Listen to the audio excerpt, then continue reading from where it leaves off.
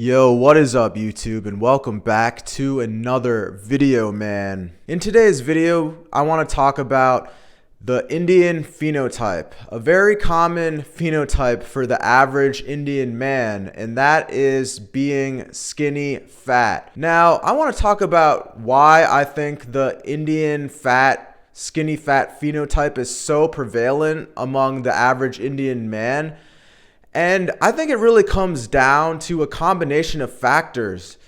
I think just some of the stuff our ancestors had to go through, right? As well as the lifestyle that a lot of Indians have, man. So when you really look back at our ancestors, right, you really trace back to the olden days in these South Asian countries, right? In India, a lot of people were farmers. A lot of people got their nutrition through farming and growing crops, right? And if you look at the weather in India, it's very unpredictable, right? Sometimes you have a lot of drought, sometimes you have a lot of flooding. There's harsh conditions, harsh weather conditions all the time. It's very inconsistent. Not great conditions to be farming, right? And I think when you talk about just poor nutrition and inconsistent farming practices back in the day, as a result of the poor nutrition, over time, the bodies of Indian men adapted to really store that energy as fat. And when you break this down further, right, we go to, decades later, and you look at the lifestyle, especially today, of the average Indian guy, right? What's a popular field that a lot of Indians go to? They usually work in desk jobs, right? Accountants, IT, engineering. These usual jobs take a lot of time, working all the way from 9 a.m. to 6 p.m. to 7 p.m. and then coming home, eating dinner late, and then rinse and repeat. It's not a very great cycle. It's not the healthiest cycle, eating dinner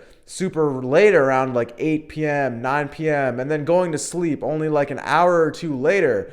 Improper digestion, improper sleep cycles, right? All of that contributing to just an unhealthy body, an unhealthy physique. Just breaking it down further to the food that a lot of Indian people eat. You look at the carbohydrates, the bread and the rice and the curry, the fats and the oils, all of that mixed in with poor dieting choices is just a recipe of disaster. And really for this video, I made it to address more so the issues and why I think this phenotype is very prevalent among the average Indian man. But breaking this down further, I want to give a couple of reasons of what Indian men can do who are in the skinny fat range, what they can do to just mitigate this, right? To help reduce skinny fat, to get back into shape, to get a better body, an amazing body again. If I was an Indian guy who was skinny fat, I would reduce the quantities of rice that I'm taking, right? Reduce what you normally have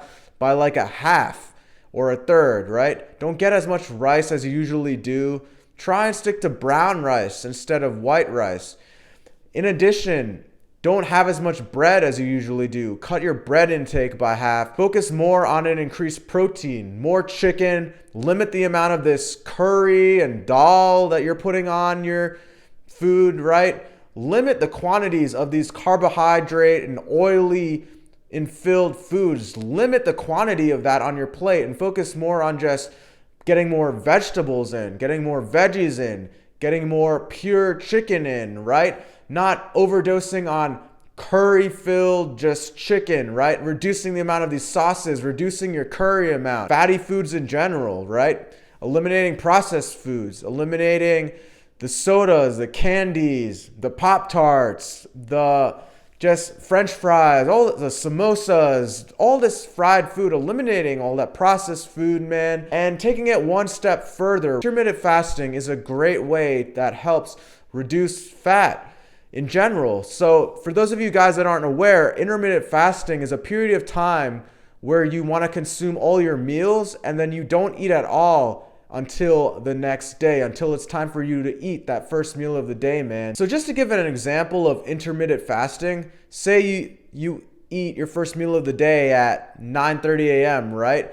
You want to have all your meals within a certain time period. So say 9:30 a.m. to 6:30 p.m. That's like a time frame of when you want to be eating all your meals. So you'll eat breakfast around 9:30 a.m. Maybe you'll have lunch around 12, and then you'll have your dinner around 4 p.m. But really get all your meals in before that cutoff of 6:30 p.m. And then after 6:30 p.m., you don't want to eat anything at all until 9:30 a.m. the next day. This gives a great 15-hour window where you're fasting. This period of time where you're fasting allows your body to just release hormones, control the energy expenditure, right, to different parts of your body, not storing it all in just one section. Helps just mitigate this whole problem of energy being stored as fat in your midsection, man. So intermittent fasting is a great way to just spread out the energy throughout your body, release hormones, get in all your food in at a certain time period so you're not snacking late at night, which causes weird indigestion, weird sleep cycles. In addition to sleep, right?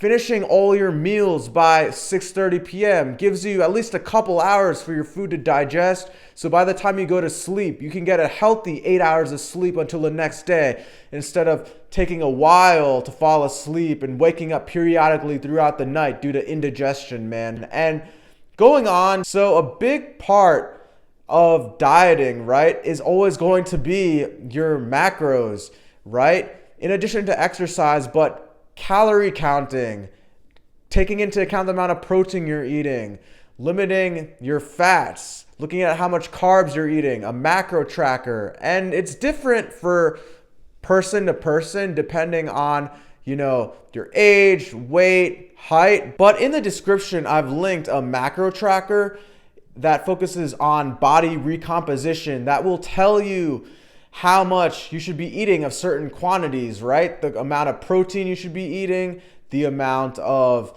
carbs you should be eating, the amount of calories, what your daily calorie intake should be. And it varies person to person, right? But it's really a great body recomposition calculator.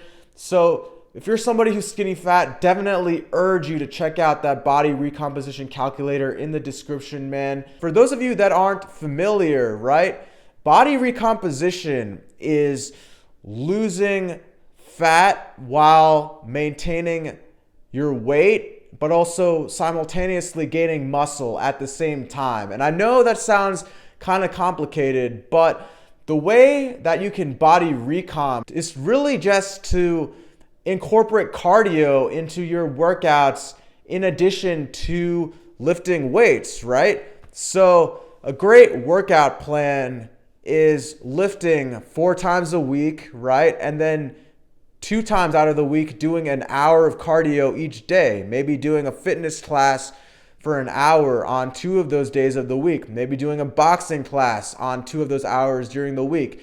It doesn't even have to be that intensive. You could walk 5,000 to 10,000 steps on each of those hours on each of those 2 days during the week, right? Doing that cardio for an hour a day for at least 2 days out of the week, and then combining that with your weight training routine, right, to build muscle.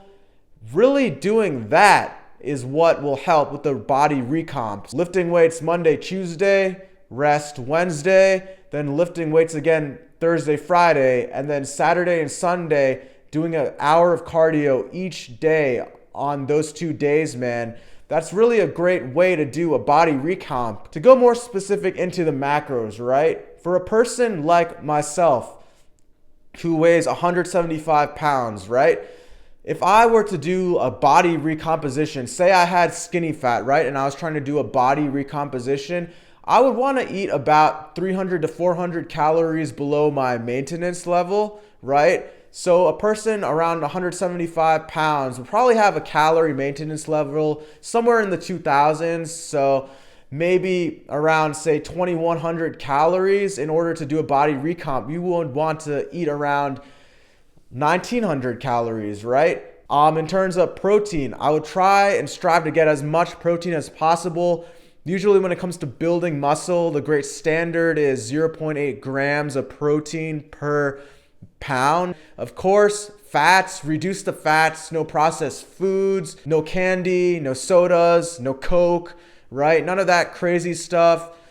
And reducing alcohol as well. And then when it comes to carb, not going crazy with the rice and the chicken and the sauces and the bread. I would really try not to go above 120 to 130 grams of carbs each day, man. So that's why I've linked a great body recomposition macro calculator in the description. So highly urge you guys to check that out if you're somebody who's dealing with a skinny fat problem. But yeah, man, I hope this video helped give you all a breakdown on why I think the skinny fat problem is more prevalent, especially among Indians, and some solutions on how to handle skinny fat, man. So as always, like, comment, subscribe, drop a comment below. Let me know your thoughts, and I'll catch you all in the next video. Peace.